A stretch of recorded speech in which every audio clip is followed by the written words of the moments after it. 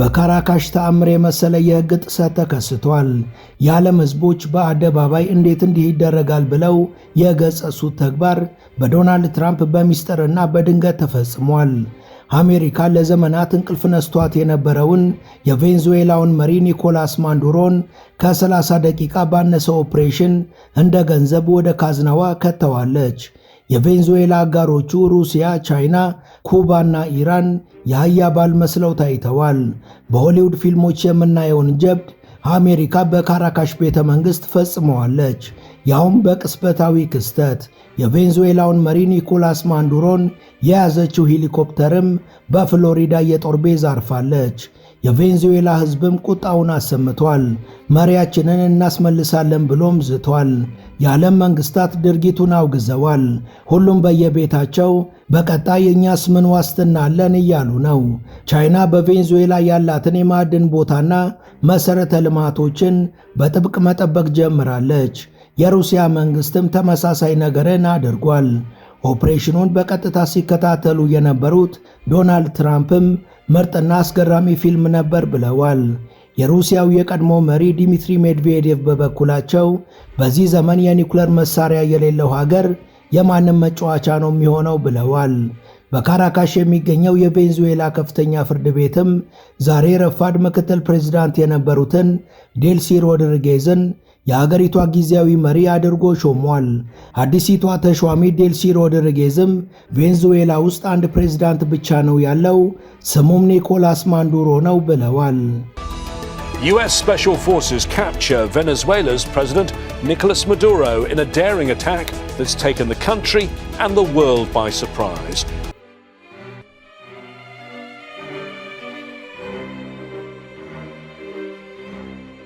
ሰላም ጤና ይስጥልን። በመላው ዓለም የምትገኙ ውድ የመሿለኪያ ቤተሰቦች በዛሬው መሰናዷችን በቬንዙዌላዋ ካራካሽ ስለተከሰተው አስደናቂ ኦፕሬሽንና ያንን ተከትሎ የዓለም መንግስታት እየሰጡት ስላለው ግብረ መልስ እንዲሁም ደግሞ ስለ ቬንዙዌላ ቀጣይ ዕጣ ፈንታ ወቅታዊ የሆኑ ጉዳዮችን እንደሚከተለው እናስቃኛቸዋለን።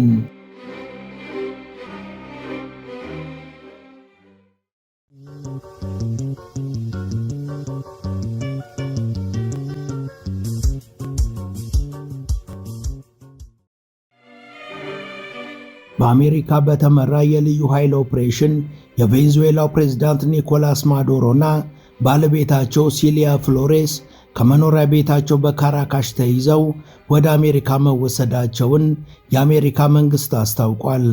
ይህ ክስተት በዓለም አቀፍ ፖለቲካ ውስጥ እጅግ ከፍተኛ ውጥረትን ፈጥሯል። የአሜሪካ የባህር ልዩ ኃይል የዲኢኤ ልዩ ቡድኖችና የሲአይኤን ድጋፍ ባካተተ መልኩ የተቀናጀ ኃይል ወደ ፕሬዝዳንታዊው መኖሪያ ቤት በሄሊኮፕተር ወርዷል።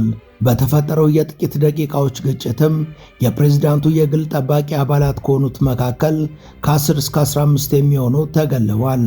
ማዱሮና ባለቤታቸው ያለምንም ጉዳት ተይዘዋል። ከዚያም በፍጥነት ወደ አሜሪካ ሚሊተሪ ቤዝ ወደ ፍሎሪዳ ተወስደዋል።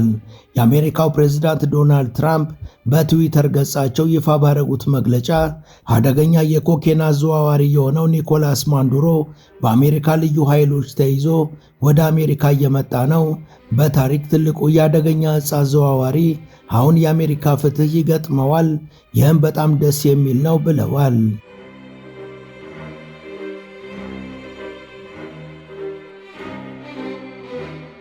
በኒውዮርክ ደቡብ ዲስትሪክት ፌዴራል ፍርድ ቤት በማዱሮ ላይ የቀረቡ ክሶች ከኤፍኤአርሲ ጋር በመተባበር በናርኮ ቴሮሪዝም ሥራ በየዓመቱ ከ200 እስከ 250 ቶን ኮኬን ወደ አሜሪካ በማስገባት መትረየሶችና ፈንጂዎችን በመጠቀም የአሜሪካ ዜጎች ሕይወትን ለአደጋ መዳረግ በሚሉ ክሶች የሚከሰስ ሲሆን በሲሊያ ፍሎሬስ ላይም ተመሳሳይ ክሶች ቀርበዋል።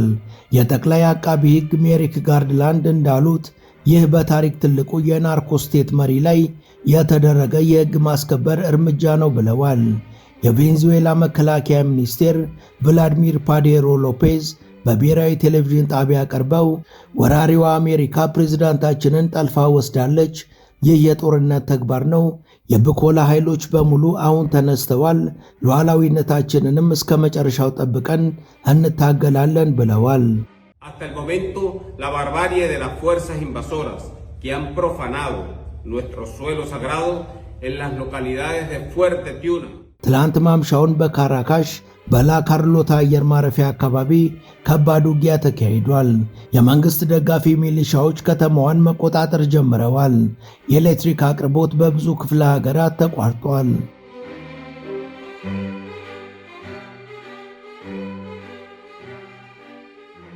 ፕሬዝዳንት ፑቲን ድርጊቱን ይህ የ21ኛው ክፍለ ዘመን የአሜሪካ ውንብድና ነው ብለዋል። የሩሲያ ውጭ ጉዳይ ሚኒስቴር ሰርጌይ ላቭሮቭ በበኩላቸው ወዲያውኑ የተባበሩት መንግስታት ድርጅት ድንገተኛ ስብሰባ እንዲጠራ ጠይቀዋል። ቻይና በሌላ ሉዓላዊ የሀገር ውስጥ ጉዳይ ጣልቃ መግባትን በጥብቅ እንቃወማለን ብላለች። ቻይና በቬኔዙዌላ ያላትን የነዳጅና የመሠረተ ልማት ኢንቨስትመንቶችንም በንቃት በመጠበቅ ላይ ትገኛለች። የኩባው ፕሬዝዳንት ዲያዝ ካኔል ይህ የአሜሪካ የፖለቲካ መፈንቅለ መንግሥት ሙከራ ነው ብለዋል። የብራዚሉ ፕሬዝዳንት ሉላ ዳ ሲልቫ በበኩላቸው ይህ እጅግ አደገኛ ተግባር ነው፣ የላቲን አሜሪካ ሉዓላዊነትም በማያዳግም መልኩ መከበር አለበት ብለዋል። የኮሎምቢያው ፕሬዝዳንት ጉስታቮ ፔትሮ ካላቸው ወታደራዊ ከፍተኛ ትብብር አንጻር እስካሁን ዝምታን መርጠዋል። የሜክሲኮ መሪ ፕሬዝዳንት ክላውዲያ ሼምባውም የቬኔዙዌላ ሉዓላዊነትን መጣስ አንቀበልም ብላለች። በአሜሪካ ዲሞክራቶች በተለያየ መልኩ ምላሽ ሰጥተዋል። ሴናተር በርኒ ሳንደርስ ይህ የመፈንቅለ መንግሥት ሙከራ ነው፣ እንደ ኢራቅና ሊቢያ ሕዝብን ይጨርሳል ብለዋል። በሌላ በኩል ሪፐብሊካኖች እንደተለመደው ድጋፍ ሰጥተዋል።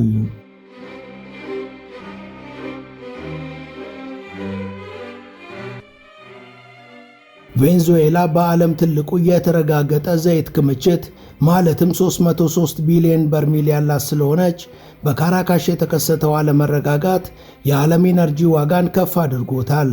በቬኔዙዌላ ውስጥ የመንግሥት ቁጥጥር እየተፈታ ነው ቢባልም መንግሥት አሁንም ሀገሪቷን እያስተዳደረ ነው። በካራካሽና በሌሎች ከተሞች በመንግሥት ደጋፊዎችና በተቃዋሚዎች መካከል ከፍተኛ ውጥረት አለ። የተቃዋሚዎቹ መሪ ማሪያ ማቻዶ እስካሁን ዝምታን መርጣለች። ማዱሮ በበኩላቸው በአሜሪካ ፍሎሪዳ ሚሊተሪ ቤዝ ደርሰዋል። የመጀመሪያ ችሎታቸው በሚቀጥለው ሳምንት ይጀመራል ተብሏል። ይህ ክስተት የላቲን አሜሪካንን ፖለቲካ፣ የአሜሪካንን የውጭ ፖሊሲ አቅጣጫና የዓለም አቀፍ የሕግ መለኪያዎችን ለሚመጡት ዓመታት ይቀይራል ተብሎ ይጠበቃል። በነዳጅ ዘይት ክምችቷ የዓለማችን ቁጥር 1 የሆነችው ቬኔዙዌላ ታሪካዊና ፖለቲካዊ መልክዓ ምድሯን ለዘላለማዊ የሚቀይር ክስተትን ነው ያስተናገደችውም ተብሏል።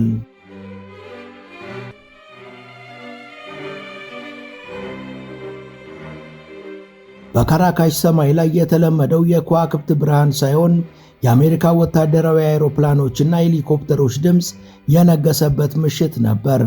የአሜሪካ መከላከያ ሚኒስቴርና የፍትህ መምሪያ በጋራ በቅንጅት የሰሩት ይህ ኦፕሬሽን እጅግ በሚስጥር የተያዘና በከፍተኛ ጥንቃቄ የተከናወነ ነበር። መረጃዎች እንደሚያመለክቱት የአሜሪካ ልዩ ኃይሎች በሌሊት ጨለማን ተገን በማድረግ በቬኔዙዌላ ፕሬዝዳንታዊ ቤተ መንግሥትና በመኖሪያቸው አካባቢ ፈጣን ጥቃትን ፈጽመዋል። ኦፕሬሽኑ የተከናወነው በሰከንዶችና በደቂቃዎች ልዩነት ውስጥ ሲሆን የአሜሪካ ኃይሎች የቬኔዙዌላን የቅርብ ጠባቂዎች መረብ በመበጣጠስ ፕሬዝዳንት ማዱሮንና ባለቤታቸውን በቁጥጥር ስር ማዋል ችለዋል። የአሜሪካው ፕሬዝዳንት ዶናልድ ትራምፕ ይህን እርምጃ አስመልክተው በሰጡት መግለጫ ይህ ወታደራዊ ወረራ ሳይሆን ከፍተኛ ወንጀለኞችን ለሕግ የማቅረብ ዘመቻ ነው ሲሉ ኦፕሬሽኑን ገልጸውታል። ትራምፕ አክለውም አሜሪካ በቬኔዙዌላ ሕዝብ ላይ ያነጣጠረ ጥቃት እንዳልፈጸመችና ይልቁንም ሀገሪቷን ከዘራፊዎችና ከአደንዛዥ ዕፅ አዘዋዋሪዎች ነፃ ለማውጣት ያደረገችው ሕጋዊ እርምጃ መሆኑን አጽንኦት ሰጥተው ተናግረዋል። We're going to make sure the people of Venezuela are taken care of. We're going to make sure the people that were forced out of Venezuela by this thug are also taken care of.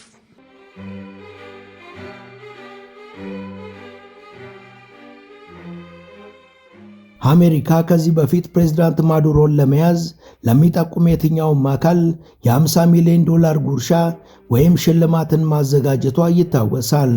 ይህ ከፍተኛ የገንዘብ መጠን በኦፕሬሽኑ ስኬት ላይ ምን ያህል አስተዋጽኦ እንዳደረገ በግልጽ ባይነገርም ከቬንዙዌላ ውስጣዊ ክበብ የተገኙ መረጃዎች ለአሜሪካ የስለላ ተቋማት ወሳኝ ሚና እንደተጫወቱ ይገመታል። ማዱሮ አሜሪካ በገቡ በሰዓታት ልዩነት ውስጥ የኒውዮርክ ጠቅላይ አቃቢ ሕግ ክሱን ይፋ አድርገዋል። በፕሬዝዳንቱና በባለቤታቸው ላይ የቀረቡት ክሶች ከፖለቲካዊ መሪነት ይልቅ የአደገኛ ወንጀለኞች ቡድን መሪነትን የሚያመላክቱ ናቸው።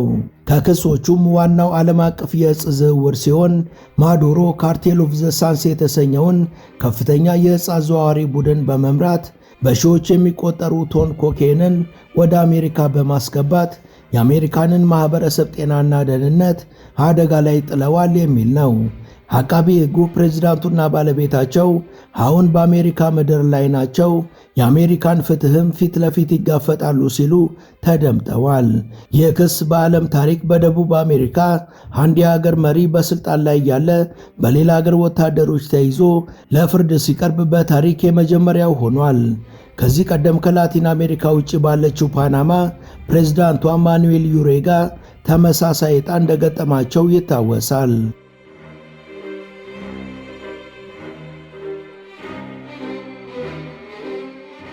የፕሬዝዳንቱ በቁጥጥር ስር መዋል ከተሰማ በኋላ በካራካሽና በሌሎች የቬንዙዌላ ከተሞች ከፍተኛ መደናገጥ ተፈጥሯል። የቬንዙዌላ መንግስት በይፋ ማዱሮ መያዛቸውን ባያምንም የመከላከያ ኃይሉ በሰጠው መግለጫ ግን ነገሮች በቁጥጥሩ ስር እንዳሉ ያመለክታል። የአገሪቷ መከላከያ ሚኒስቴር በቴሌቪዥን መስኮት ቀርበው ባነበቡት መግለጫ በታሪካችን አይተነው የማናቀው አስከፊ የሉዓላዊነት ጥሰት ተፈጽሞብናል ብለዋል። በማዱሮ ታማኝ ጀነራሎች ትዕዛዝም ሰራዊቱ በመላው ሀገሪቷ በተጠንቀቅ እንዲቆም ታዟል። አንንበረከክም፣ መሪያችንንም እናስመልሳለን፣ የሀገራችንን ክብርም እንጠብቃለን የሚለው የሰራዊቱ መፈክር ቀጣዩ ጊዜ ወደ ከፋ ጦርነት ሊያመራ እንደሚችል ስጋት የፈጠረ ሆኗል። የማዱሮ ምክትልና ሌሎች የካቢኔ አባላት የት እንዳሉ እስካሁን በግልጽ አይታወቅም። ነገር ግን በሀገሪቷ ውስጥ የስልጣን ክፍተት መፈጠሩ አይቀርም ተብሏል።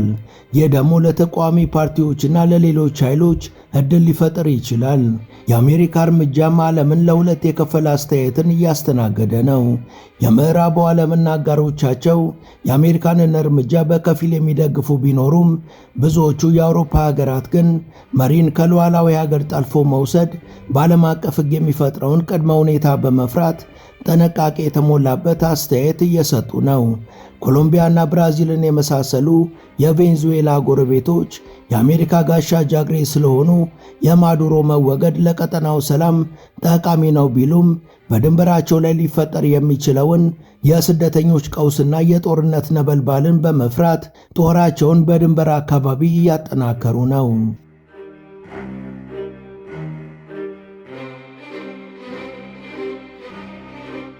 የቬንዙዌላ ወዳጆች ሩሲያ፣ ቻይና፣ ኩባና ኢራን ሲሆኑ እነዚህ ሀገራት የአሜሪካንን እርምጃ አጥብቀው አውግዘዋል።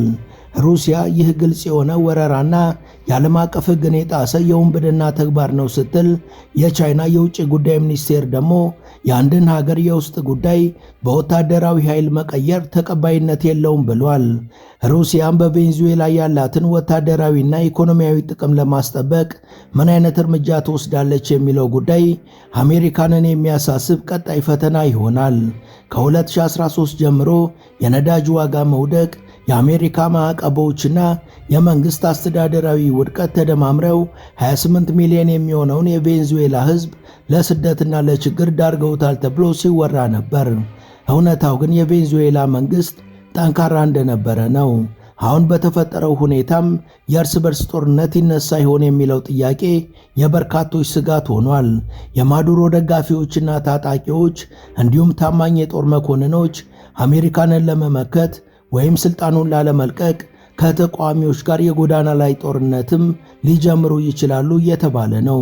በአሜሪካ ድጋፍ የሚንቀሳቀሱት እንደ ሁዋን ጓይዶና እንደ ማቻዶ ያሉ የተቃዋሚ መሪዎች ይህንን አጋጣሚ ተጠቅመው መንግስት ለማቋቋም ይሞክሩ ይሆን ወይስ ህዝቡ በአሜሪካ ጣልቃ ገብነት ተቆጥቶ ወደ አርበኝነት ስሜት ይገባል የሚለውም ሌላው ጥያቄ ነው። የቬንዙዌላ ቀውስ መባባስ በዓለም የነዳጅ ዋጋ ላይ ምን አይነት ተጽዕኖ ያመጣል የሚለውም ሌላው አሳሳቢ ጉዳይ ነው።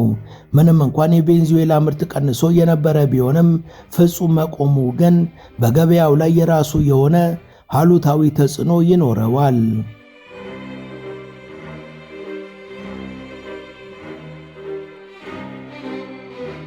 ኒኮላስ ማዱሮ ሞሮስ እንደ ግሪጎሮሳውያን የዘመን ቀመር ህዳር 23 ቀን 1962 በቬንዙዌላዋ ካራካሽ የተወለዱ ሲሆን የፖለቲካ ሕይወታቸው የጀመረው ገና በወጣትነታቸው ነው።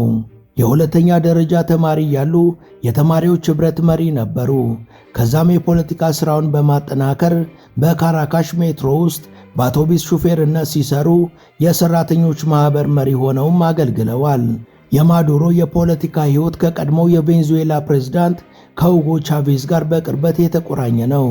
ሁጎ ቻቬዝ በ1992 ባደረጉት ያልተሳካ መፈንቅለ መንግሥት ከታሰሩ በኋላ ማዱሮ እንዲፈቱ ከሚንቀሳቀሱት መሃል ግንባር ቀደም ነበሩ።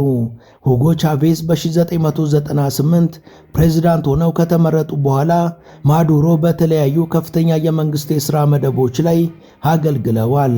ከ2006 እስከ 2013ም የውጭ ጉዳይ ሚኒስቴር በመሆን ሰርተው ነበር።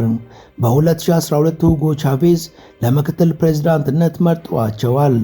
ቻቬዝ በካንሰር ሕመም ምክንያት ጤንነታቸው እየተዳከመ ሲመጣ ስልጣናቸውን እንዲረከቡ በይፋ ማዱሮን ተተኪያቸው አድርገው ሰይመዋል። ሁጎ ቻቬዝ መጋቢት 5 ቀን 2013 ከዚህ ዓለም በሞት ሲለዩ ማዱሮ ጊዜያዊ ፕሬዝዳንት ሆነው ተሹመዋል። ከአንድ ወር በኋላም በተካሄደው ምርጫ የተቋሚ እጩ የነበሩትን ሄንሪክ ካፕሪሊንሰንን በጠባብ ልዩነት በማሸነፍ የቬንዙዌላ ፕሬዝዳንት ሆነው ተመርጠዋል። በ2018 በተካሄደው ምርጫም በድጋሚ ቢያሸንፉም ጥቅማቸውን ያሳጧቸው በርካታ ሀገራትና ዓለም አቀፍ ድርጅቶች ግን ምርጫው ፍትሐዊ አልነበረም በማለት ውጤቱን አንቀበልም ብለው ነበር።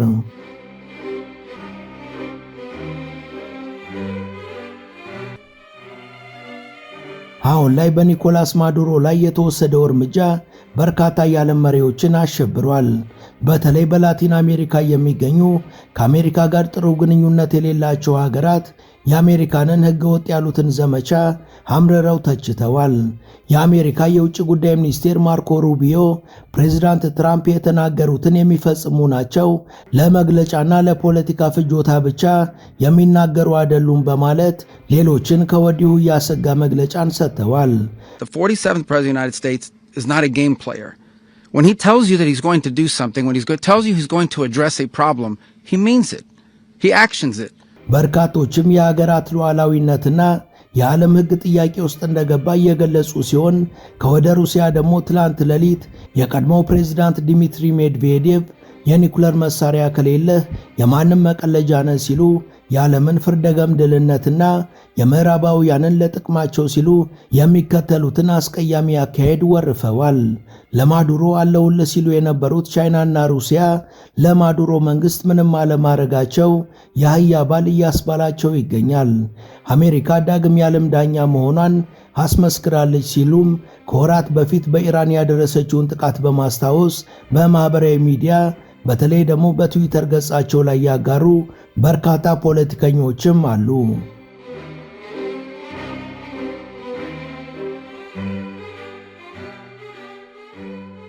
የአሜሪካው መሪ ዶናልድ ትራምፕ አስተማማኝ ሽግግር እስኪካሄድ ድረስ አሜሪካ ቬንዙዌላን ታስተዳድራለች ያሉ ሲሆን የሀገሪቷን የነዳጅ ሀብት በተመለከተም ትላልቅ የአሜሪካ ኩባንያዎች ወደ ቬንዙዌላ ይገባሉ ብለዋል።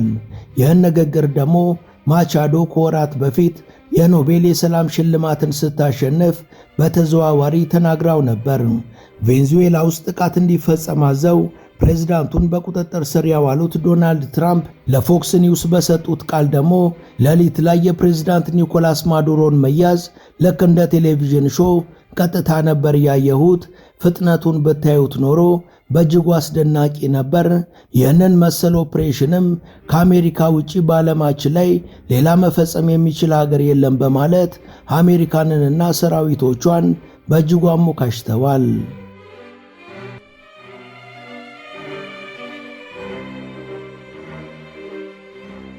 በካራካሽ የሚገኘው የቬንዙዌላ ከፍተኛ ፍርድ ቤት ምክትሏን ዴልሲ ሮድሪጌዝን የሀገሪቷ ጊዜያዊ መሪ አድርጎ ሾሟል። ሮድሪጌዝ እስከ ዛሬ በአሜሪካ ታግተው ወደ ኒውዮርክ የተወሰዱት የኒኮላስ ማንዱሮ ምክትል ሆነው ሲያገለግሉ ነበር። ፕሬዚዳንት ትራምፕ በሰጡት መግለጫ ምክትል ፕሬዚዳንቷ የሀገሪቷ መሪ ሆነው ቃለ መሐላ መፈጸማቸውንና ቬንዙዌላን ድጋሚ ታላቅ ለማድረግ ለምናረገው ነገር ለመተባበር ፈቃደኛ መሆናቸውን ገልጸውልናል ብለዋል። ከዚህ ቀደም ሮድሪጌዝ ሶሻሊስት መንግስታቸውን ለመጠበቅ ላደረጉት ተጋድሎ ነብር ናቸው ብለው ማንዱሮ አሞካሽተዋቸው ነበር። የ56 ዓመቷ ሮድሪጌዝ ቅዳሜ የትራምፕ አስተዳደር ኒኮላስ ማንዱሮን መያዙን ተከትሎ በሕይወት ስለመኖራቸው ማረጋገጫ እንፈልጋለን ሲሉ ጠይቀው ነበር። በግሪጎሮሳውያኑ 2018 ምክትል ፕሬዝዳንት ሆነው የተሾሙት ሮድሪጌዝ ከዚህ ስልጣናቸው በተጨማሪም የሀገሪቷ የነዳጅ ሚኒስቴር ሆነው ሲያገለግሉ ነበር። ሮድሪጌዝ በአሜሪካ ቁጥጥር ስር የዋሉት ኒኮላስ ማንዱሮ የቬንዙዌላ ብቸኛው ፕሬዝዳንት ናቸው ሲሉ በሀገሪቷ ቴሌቪዥን ጣቢያ ቀርበው ንግግር አድርገዋል።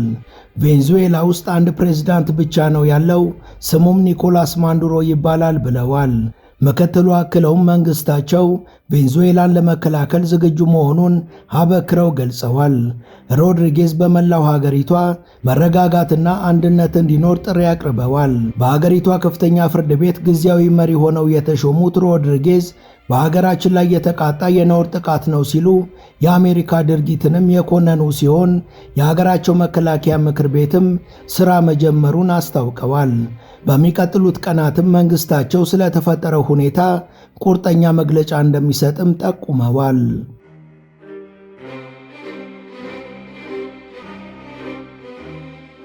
ወደ ቻናላችን ቤተሰቦች ለዛሬ ያዘጋጀንላችሁ ይህን ይመስል ነበር። እስከ ዝግጅታችን ፍጻሜ አብራችሁን ስለነበራችሁ ከልብ እናመሰግናለን።